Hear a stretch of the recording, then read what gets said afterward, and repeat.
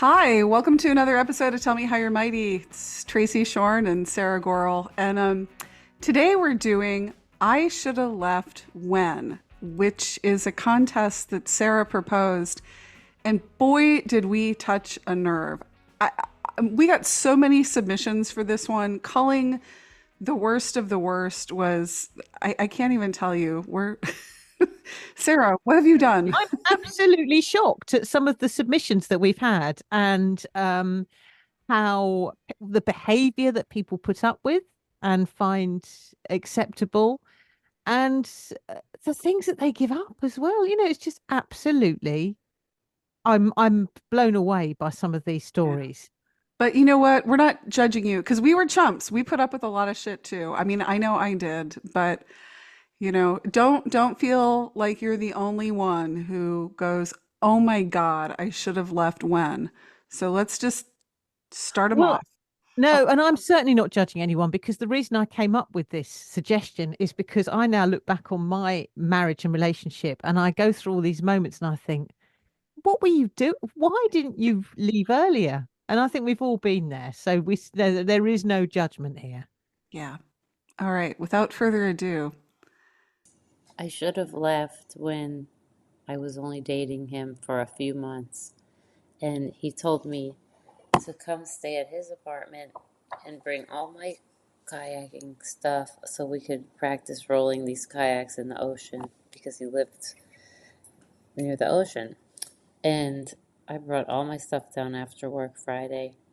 And then he got a text on his phone that said that the river's going off in Bakersfield. And he's like, "Baby, I gotta go." And I said, "What do you mean you gotta go?" He said, "I gotta go right now because the river's going off." And I said, "Wait, you mean you're gonna go head up 3.5 or 2.5 hour drive right now?" And he said, "Yeah, baby, I got to. When the river's going off." I said, "Wait, but I just brought all my stuff for the weekend. I just got here." And I packed all this stuff. I thought, we were having the weekend together. And he's like, "I know, baby, but when it's going off, I gotta go."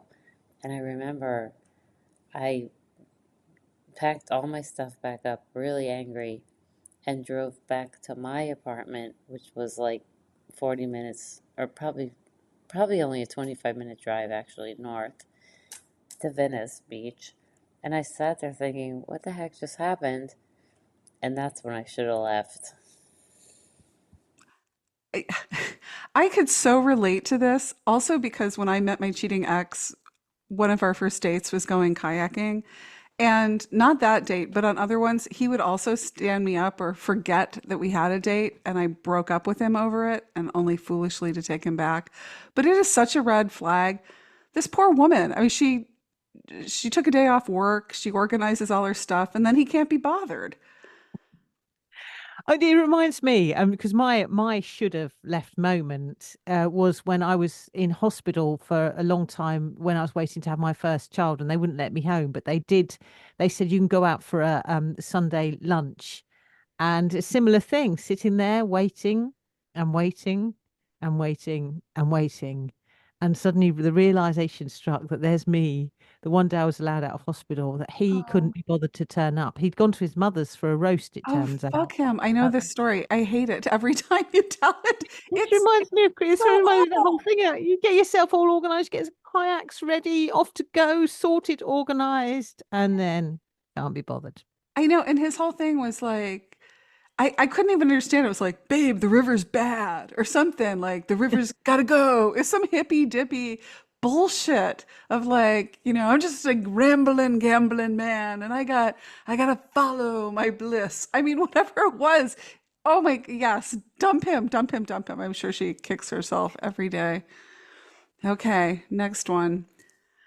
I should have left when, in 2020, I discovered that he had amassed hundreds of thousands of dollars in unsecured debt without my knowledge or consent.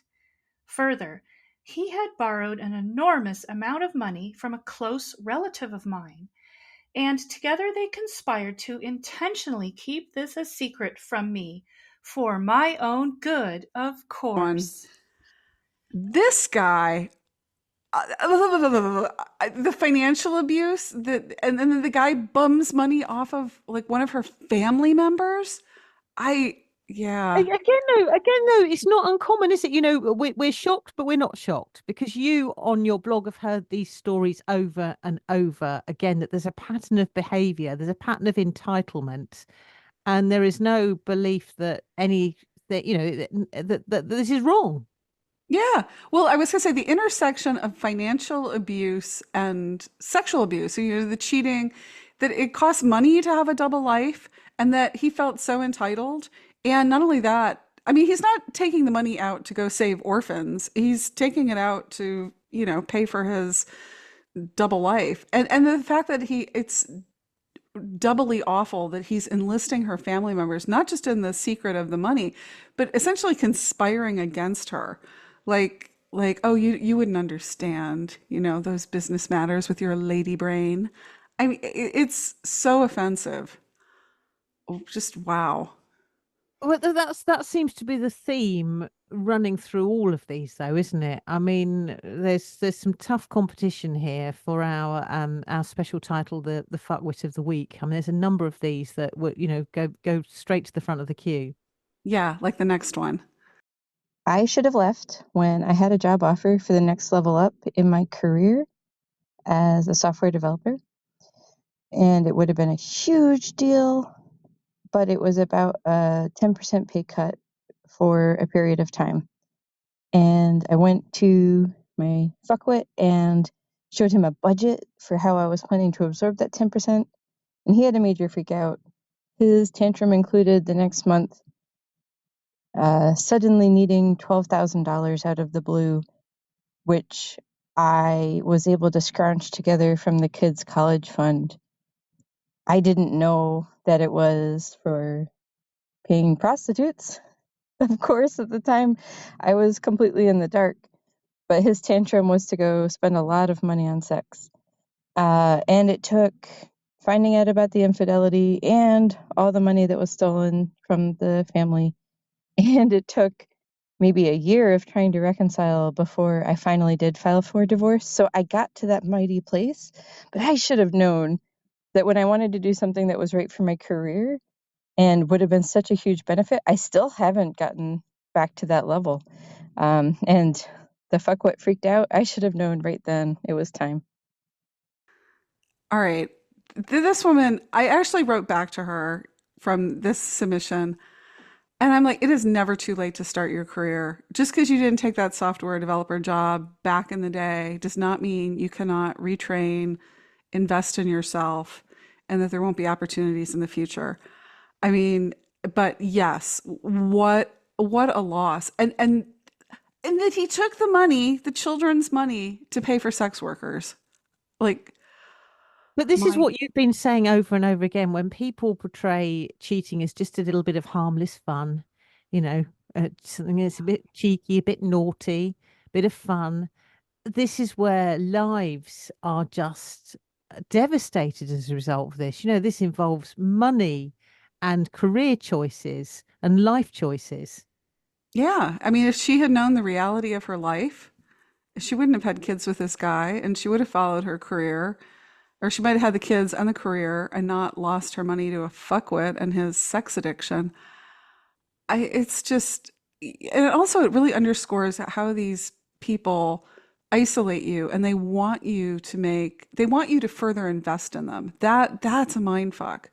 That this guy's like, no, okay, you're going to have to take a little cut and pay, but for this big payoff, which it would so benefit her. And he's so selfish, he can't do that.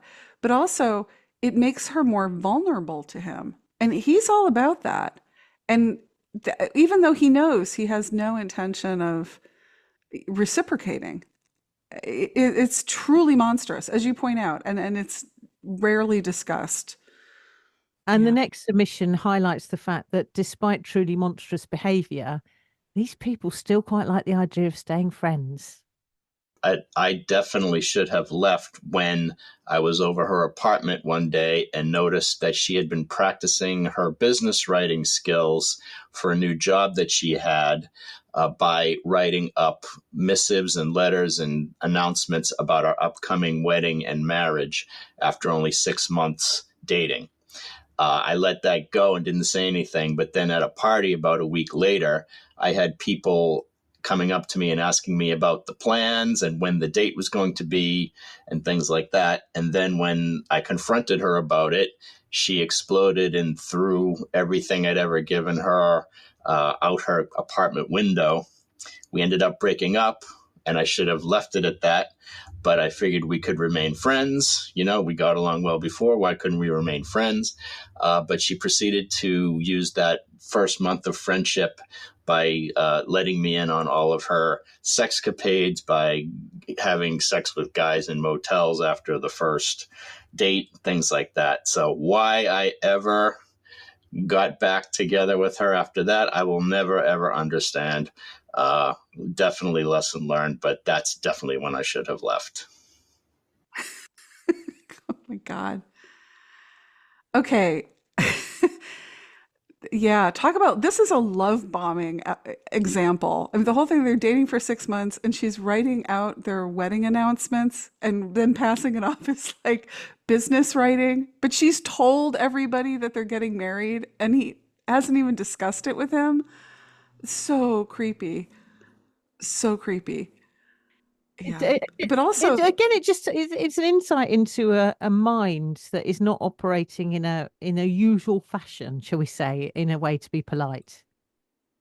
no, but also, yeah. And then when he confronts her, she throws all his stuff out the window. That's real mature. And thinks that's the basis of friendship. But this is it. You know, you're asking someone to stay friends when you have proved yourself to be not a good friend, not someone that you'd want. But again, that they don't realize this. There's no idea. There's no sort of there's no self-analysis or any recognition of their weird behavior.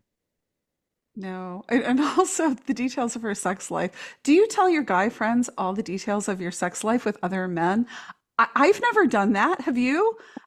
Like, in what world is that I mean, clearly she's trying to goad him into the pick me dance. That's what that was. That's what I took it as, you know. And he fell for it, right? He married her. Well, Oh, Lord. we have, as we said, there's a lot of competition here for, you know, so it's a race to the bottom. It really is. But I do think the next one is the one that one of the ones that shocked me the most. Yeah, me too. I really should have left when I gave birth to my son. This was back in 2006. I'd already been married to him since, I guess over 5 years at that point. And when I gave birth, that's when really all hell broke loose. He didn't want to be there while I gave birth, so he grabbed a DVD player and a Star Wars DVD and sat out in the lobby and watched his movie while I did it all by myself. It was just me, a nurse, a doctor, and some lady who wanted to learn more about teaching prenatal classes. And so after everything was done and I gave birth to our son, they called in Fuckwit. And as soon as he came in, the only words out of his mouth were, "I didn't get to finish my movie." And at that point, I knew, oh no, this could have been a big mistake. So there you go. Have fun with that. Take care. Okay. I know there's Star Wars fans out there, but really? The birth of your firstborn child, your son, and I didn't get to finish my movie. I mean, at least any redeeming features here. At least he did leave the movie and came in. You know, he complained about it. I don't know. There are no No, redeeming he features. didn't. He spent the whole time with his damn DVD watching But at movie the while end, she's giving he birth. was called in at the end, and I'm presuming that he was annoyed that he didn't get to finish the movie, but he came in to witness his baby. Is that a redeeming? No, it's not. There's no redeeming feature. No, there's no redeeming.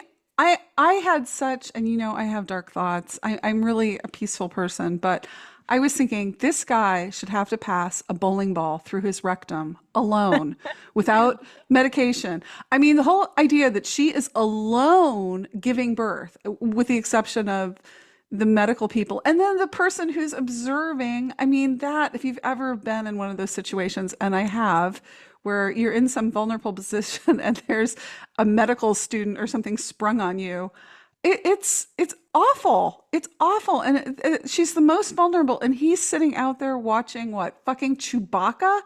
I I think this one is the winner. But it's not just that he doesn't support his partner, but neither does he particularly want to be there for the birth of his son. You know, he's letting two people down here. Yeah, there's a story. I mean, I don't know if the son knows the story. This is oh, it's some stiff competition, but I think this is the winner. There's some moving words, aren't there, that when a new baby arrived, but I doubt that I didn't get to finish my movie features on the top of the list of the words that greet the arrival of a new baby. No. All right, let's move on. I should have left when his secretary French kissed him while he was laying in a hospital bed after a significant heart surgery, with me, his mom, and a good friend of mine there. I went home thinking, wow, what's going on? Talked to a couple friends of ours, and the husband of that friend talked me off the ledge, basically, and said, oh, this probably is really nothing, just she's reacting that way because they're good friends. Nope. 17 years later, the truth comes out. Yeah, they'd been fuck buddies for a long time, and after they broke up, he had been a serial cheater. So I should have left him then. I should not have been talked off the ledge by our friend. Okay. If you this one was so weird. I mean, this coworker is French kissing him in the hospital in front of his mother and her. I mean, like, oh, what is that? It's a touching and tender scene by a hospital bed. That's what it is. Okay. I mean, we are lost for words because there's not much you can say. But I just think I think it's important to hear these stories because it does highlight that the entitlement goes beyond the actual cheating itself. It's a whole dysfunction. Right. No, it's a mindset. It's a mindset. And if you have this mindset, these people, I mean, they're not safe, right? That's kind of my take. Could they change? Perhaps, with a lot of therapy. Are they a good bet for the rest of your life? No, they are not. And this, as it turns out, yes, this guy was a serial cheater. It wasn't a one-off French kissing episode. Oh, Lord. Okay, our next one. Let's move on, to the charming discovery in the back of a car. I should have left when I found dirty diapers in the back of my car. In hindsight, I found out that my husband had a mistress and had an 18-month-old baby. I don't know why I didn't leave sooner. Okay, I have so many questions. Like he's changing he's not really keeping his life compartmentalized. He's changing a baby's diaper in the back seat of the family car. So, yeah, there's a mistress and a baby. I'm still staggered at how these people carry this level of deception off. You know, an affair, yes, an affair and a baby. I mean, that's quite something, isn't it? You hear it, and a dirty diaper. You hear it a lot with people sort of juggling two families, but it just makes me feel stressed out even thinking about trying to maintain that level of deception. There must be something wrong if you can do it. Yeah, well, he got sloppy, quite literally. He left a diaper.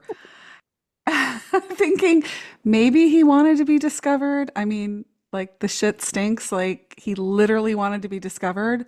And what excuse could you give? Like, I just happened to pick up a dirty diaper and throw it in the back of the car. Like, where did that come from? You don't have dirty diapers unless you have children. I mean, and you No, don't but keep them in your these car. people are master liars. They'll have come up with something. I can imagine that your ex, my ex, a lot of people here could probably think that the individuals in their lives could come up with all kinds of absurd stories that they're so offended when you don't believe them as well. Oh, I know. Well, and if it were my ex, he wouldn't even break a sweat telling you his No. preposterous lie. He would just look right in your eyes and he would deliver that line, and there would be no adaptive anxiety. Diaper? Oh, I don't know. I was having the car cleaned. They must have left it there, someone else's trash. No idea. I mean, whatever it is, I don't know what it is, but yeah, you're right. They're really There good. might be a They're little really tear at the very idea that you suggested that they could have been up to no good, or there could be an angry flounce at the fact that you suggested that they're up to no good, but there certainly wouldn't be any kind of genuine apology or admission of wrongdoing. Oh no, no, there wouldn't. This next one, oh, I try not to be hard on myself about the fact that even when I was very young, the moments in all my bad relationships when I knew I should leave, I recognized them when they happened and found ways to stay. And that behavior was modeled by my parents and other women in my family. Um, of course, the flip side of that is that, we all tend to be, as Tracy has said, very giving, very loving people. so this isn't really an example, but I put it in there because I think we can all relate to examining our lives and asking, how did I get tangled up in this clusterfuck? And in her case, she said this behavior was modeled to me, and I thought that's so true, and it's sad. It's sad for a lot of people. I think as well, you get so immersed in it that it becomes reasonable. You think it's normal. It's so easy when you're like us and you're a long way out of the other side of it to forget how when you're going through this and when this is your life and when it's what you're used to, it's like you talk about the whole boiling frog analogy. It becomes normal. It becomes how you almost deserve to be treated, and it's hard to question it when you're in the thick of it. Yeah, she points out too that we're giving, loving people, and I think you have your best qualities weaponized against you. The ability to question yourself, to examine, to give someone the benefit of the doubt. And also, even if you don't give them the benefit of the doubt, if they did something unquestionably wrong, that you're ride or die, that well, we're all not our best selves sometimes. You make the false equivalencies, you spackle, you forgive, you hang in there. And those are beautiful qualities directed at other beautiful people, I guess. But you can be so manipulated, it makes you such chump bait. And I think too that we're not that far removed, for women at least, of, my mother's generation were denied higher education. I mean, it was back when, only 5 women were admitted to law schools or medical schools or whatever. They had to break the barriers to even have professions. We're not that far removed from utter economic vulnerability, and having to pick me dance was a matter of life and death. And a lot of horrible shit was modeled.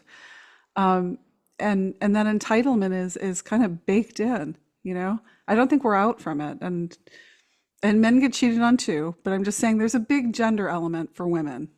But again, I think that there is no blame here. If you found you in lots of ways, just having that level of forgiveness and love and wanting to make things work, it just shows a real strength of character. Yeah, no, it does. It's just totally directed, to somebody The utterly wrong person. Yeah. And the joy continues via Yeah. media. I mean, this is a staggering. Again, the level of deceit and how people are prepared to lie. So this one, I should have left when he was diagnosed with HIV. His excuse was that he must have gotten it before we were married from a clinic he was briefly treated at in a third world country on a semester at sea that he took when he was in college, meaning his excuse was that he'd contracted HIV before we even met, before we married, and before we conceived our daughter, who I breastfed for the first year of her life, as any loving mother would do. I should have left when the doctor explained to me that given the time span, that was a medical impossibility. I mean, where do we start with this one, Tracy? Yeah, that Ashley Madison documentary didn't mention catching HIV or being exposed to it because, cheaters live in a magical reality where STDs are not a thing and we never discuss them. I think it doesn't sound like she got it or her baby got it. Thank God. But that level of gaslighting, like, whoa. I, if it's a medical impossibility, I mean, so traumatic.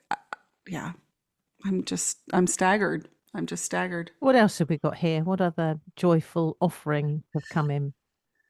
I should have left when I caught him going through my dad's porn stash.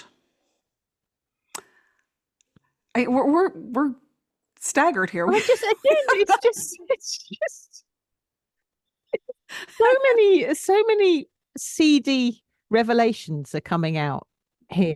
We needed a moment of levity after the HIV diagnosis. I mean, going going through your dad's porn stash. I mean, like, okay, I don't. That's like ooh on many levels. I don't want to know that. I don't. It's all we can say is yes, you should have Yeah. left, and I really hope that that this relationship is a long time behind you now.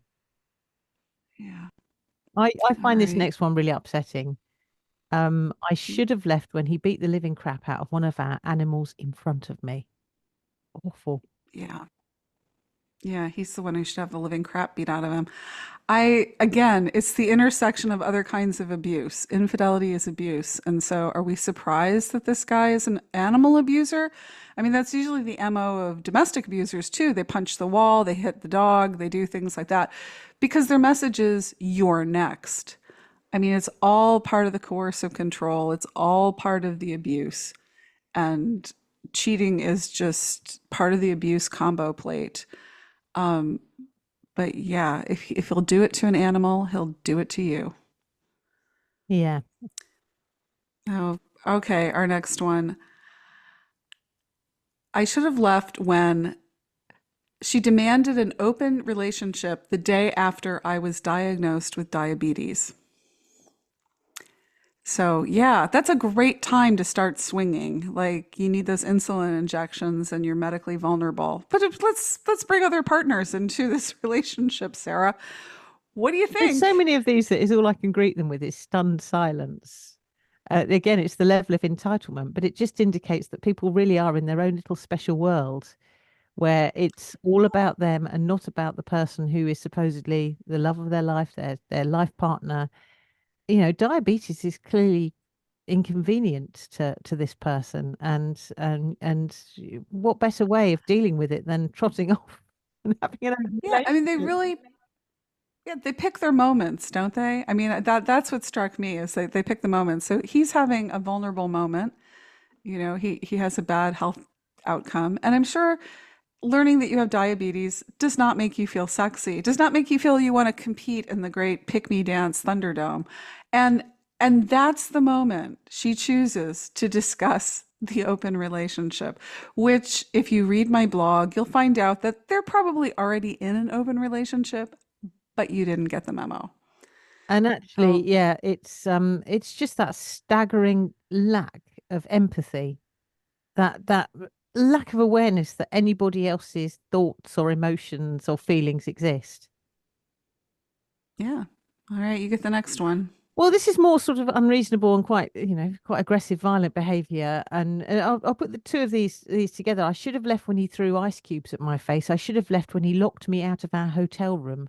Both bits of example of unreasonable behaviour. I suppose if you put them into context of maybe an angry moment where a light ice cube was thrown, maybe a bit of an argument and been locked out of the hotel room. I suspect it goes beyond that. Yeah. Well, and then, she follows up with, I should have left when he found myself making excuses to the kids for his shitty moods. Like, he means well, he's on call. That whole walking on eggshells thing, you don't know what's going to set him off. I guess He double meant, yeah, lives are he meant very well. When he was stressful. locking you out the hotel room, he meant well. When he was throwing ice Yeah, cubes, he meant well. You know, yeah. I mean, I guess that's another side of the damage that these people do. It's that everybody else is held to this ridiculous standard, right? You've created some offense, Sarah, where he had to throw the ice cube at your face or lock you out of a room or be in a shitty mood with the kids.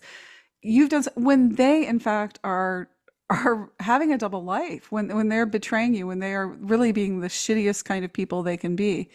They're beyond punishment, right? Their entitlement is natural and unquestioned. But you get ice cubes thrown at you. I mean, I ah, think this is a revelation, this one, because I knew we were going to get examples of bad behavior. But the one thing that therapists and relationship counselors will teach is that you were both at fault. That some oh, it's not that they were driven to an affair, and actually yeah, all of this behavior that we have we've been highlighting, it should have been the victim of the affair that was driven to the affair. But no, no, no, no. They were too busy trying to save the relationship. So right. there's no joined up logical thinking going on. No, what did you do, Sarah, to make him throw ice cubes at your face? What needs were you not What meeting? were you doing to make Out your of a hotel yeah, to make him watch that Star Wars DVD while you were, busy giving birth? How dare you? room. I know. Clearly, you did not fulfill a need for Steve for Star Wars. I I can't even make sentences. I'm so appalled. The day after our wedding, he announced, "Now that we're married, I don't have to be on my best behavior anymore." I should have left then. I wonder how quickly his best behavior evaporated into the ether, disappeared, and how quickly did he become the badly behaved version of himself? I don't know, but it also kind of like the mindset. It's like I had a mask on, I drew you in. Now I can take it off and be comfy. I'll wear my American flag comfy. I'll lounge around the house in my boxer briefs. I mean, like it's just all gonna be, yeah, whatever. I don't have to be presentable anymore. We're married, and there's a certain amount of comfort. There's a certain amount of slouching around, but to me, this just seems a bit more nefarious. Like, what's he mean by best Well, it's also behavior? implying that he was a bit of a fraud prior to the marriage, so he was luring you in with a Yeah. false version of himself. So, Yeah, a pox on him. All right, right, let's next one's go for yours. this one. Right, he was in a bad mood and yelled at me because my younger daughter and I were dancing around and laughing in the kitchen while doing the dishes, and it was annoying him. The idea that I have to tiptoe around someone else's shitty bad temper, something that was a big feature of my childhood, really pisses me off. Home should be a place of joy, and his attitude that our joy was bugging him. Um, I got enraged thinking about him. Yeah, How dare you again, dance around the kitchen and enjoy yourself at your own right. home? How dreadful. How dare you have joy? Like, we must put an end to this at once. I mean, the guy's like the mood police or something. He's the only one allowed to have moods, and they're all bad moods. You know? Oh, if you're living this way, get out, get out, get out, get out. Oh, Don't you think as well? Because I look back now on my life and I think, oh, the best thing that ever happened to me was that affair. Because I would have carried on putting up with bad behavior if it hadn't happened in my oh, marriage. And it's the biggest relief ever that there was a reason that somebody else gave me the reason for that marriage to come to an end. Because I would have carried on putting it, and I could give you a long list of examples of this kind of entitled behavior, but I don't have to live with it anymore because the woman that thought she was winning a special sparkly prize, he probably had the same philosophy with her when he was having the affair. This is the thing as well. They're on their best behavior with the affair partner. They don't know what they're getting either.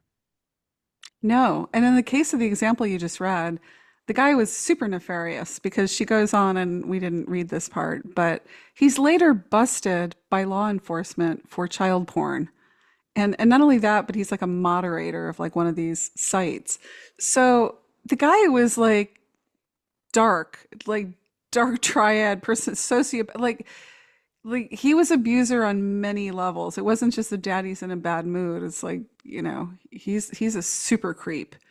And I'm not saying every shitty person is this way, but they when they're defensive and angry and there's something terrible at the heart of it. I mean, that's my cynical chump lady take after reading millions of these stories. Well, we've got more, still more to get through. There are just so many of these. What else have we Yeah. got? Okay. I should have left when he told me I chewed too loud at breakfast. My job wasn't like a real job. I was a librarian, and I didn't close the drawers and cabinets. I chose this one because I too was told that I didn't close the drawers and cabinets properly and that this made me a psycho. I actually wrote that one down when I was in the middle of my troubles. It's like this kind of nitpicking and like open devaluing of someone, like your job sucks, you don't eat breakfast right. It's just all part of this mind fuck to wear you Y- down Yeah, and and let their entitlement reign. this is sort of an opening gambit because affairs always start probably with a tale with the affair partner about how dreadful what they have to put up with at home, how dreadful their life is, how awful their actual legitimate partner is. And do you think there was whispered conversation under the duvet about how she didn't close the drawers and cabinets? Correctly. I'm married to a librarian, Sarah. Dreadful. You don't know how I suffer. There's overdue books. There's stamps. I mean, what could be so terrible about being married to a librarian? The literacy, like what is it? The chewing too loud at I mean, I all this behavior does is it's just designed to make you feel off balance. Like you can't relax at breakfast. You'd be like, "Oh my God, am I chewing too loud? Like what have I done?" You're gonna set off the tripwire. Yeah, I, constant tense moments as you check that you are closing things properly and you're not leaving anything ajar, which will cause great uh, offense. This one's astonishing as well. As friends, he paid for a couple of takeaways and a few weeks or months later said, I owed him $1,000 for all those meals he bought. God, yeah, they're cheapsteaks, the total package. I yeah, yeah, I think that whole "you owe me" mentality, that they're doing some kind of mental inventory every time they do something for you, that we would just, as normal people, kind of think, oh, is this just the give and take, the reciprocity of being in a relationship with someone, not even just a romantic relationship, but a relationship with anybody, and that he's inwardly keeping a tally. Right. Well, there's no shortage of these, and let's just run through the final offerings before we breathe a collective sigh of relief that nobody is with these people anymore. Yes, okay. He lied to me about renewing his registration for 4 years. Car registration, people, it's a sign. Look for it. 4 years I as mean, well. How do people keep a lie up for such a long period of time? I know. I think, yeah, it was just like everybody makes mistakes sometimes. Something lapses. We're all busy, but to do it repeatedly for like 4 years, what is that? It's I think part of it, and I might be overanalyzing this, but I think part of it is the whole "you're not the boss of me." You're not the boss of me, Department of Motor Vehicles. You say I have to have a sticker. I do not have to have a sticker. I can get away with it for 4 years. I will not pay my car registration. Even if it's more effort not to pay it than it is to actually pay it, it's just knowing who's Yes. in charge.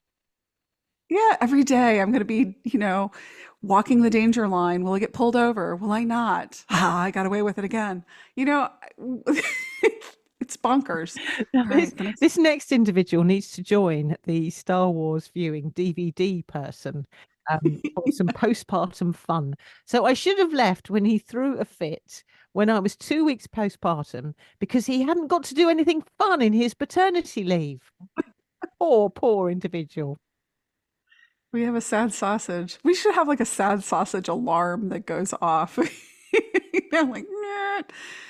Oh, okay. Fun. Nothing fun. And it's, but you had to like what, change diapers or clean herb cloths or something. Like what? I'm sorry. Were you promised fun? Was there a brochure and this did not, live up to your That's a expectations? whole other episode, isn't it? What fun could you be expected to have on maternity leave? What was he expecting? An extensive program of fun-related events? I don't know. I'm like, and is his wife or partner having fun with her episiotomy scars and like, bleeding like a stuck pig for months? I mean, like, if you've ever recovered from giving birth, it's not fun. Oh, okay, I get the next one. He didn't look at me while saying his wedding vows 30 years ago. Again, it's staggering. I, So where else do you look? What was he looking at? Was he looking at the floor? Was he was maybe. there an affair partner involved at that point that he was throwing glances at? Who knows? Yeah, it's the little withholding things. I mean, it's just like that would be disturbing. Like, yeah, public commitment. He's not present. Like, all right, you get the last one, Sarah. Okay, I should have left when he told me I talk enough for both of us. How dare you? How very dare you? When he's so interesting. Right, you talk too much. And you know what the beautiful thing about getting him out of your life is? You don't ever have to talk to him. He never has to hear you. Like it's over. I think the implication behind that as well is you talk too much. How dare you remove some of the center of attention away from me when I'm the more interesting Yes, element in this good point. relationship? Talking too much. Terrible. Yeah, all right, off with your head. Well, yeah, they're gone. They're gone from our lives. Thank God. Right. How are Um, you feeling at the end of this, Tracy? Because you've done this for years, your blog, and when we did get quite an array of submissions. Do you yeah. ever fail to be shocked or having done this for so many years and sort of had a deluge of some very bad behavior thrown in your direction? Are you now I unshockable? I know I'm not unshockable. I mean, I think I have a bit of a antidote, anti-venom for fuckwittery, but they still shock me. The Star Wars one, that really shocked me. Or anybody who's sick or vulnerable and is being abused in this fashion, it makes me mad. And I think because I'm pigheaded and I still get mad about it, that's why I keep doing it. I mean, how about you? I You're think out from I it? think this is a wonderful example of something that you really fail to believe when you are in the thick of your partner having an affair. And that is, it's not you, it's them. It's not your Yes. behavior, it's their behavior. It runs through who they are, and you never drove them to an affair. That entitlement, if you look back, it was always there. Yes. That wraps another episode of Tell Me How You're Mighty. You want to leave us a mighty story or a fuckwit of the week submission? Check out our new website, tellmehowyourmighty.com.